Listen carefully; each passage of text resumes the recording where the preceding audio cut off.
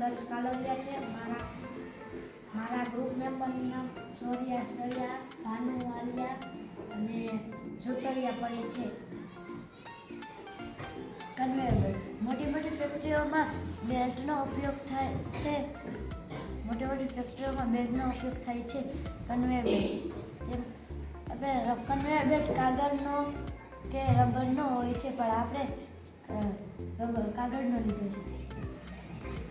તમે કન્વેયર વિશે તો જાણ્યું, પણ તેની ઉપર લગાવેલા બકેટ વિશે પણ જાણો.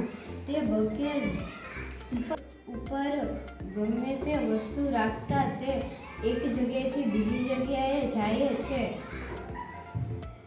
તમે કન્વેયર બેલ્ટ વિશે તો સમજી ગયા, પણ તેની સાઈડમાં લાગેલું તે કેવી રીતે ફરતું હશે? તમને થતું હશે કે તે કેવી રીતે ફરતું હશે? જો ત્યાં સાઈડમાં એક મોટર લાગેલી છે.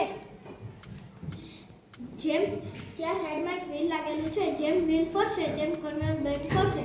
જેમ કન્વેયર બેલ્ટ ફરશે તેમજ આ બકેટ ફરશે અને બકેટમાં રહેલી વસ્તુઓ એક જગ્યાએથી બીજી જગ્યાએ જશે.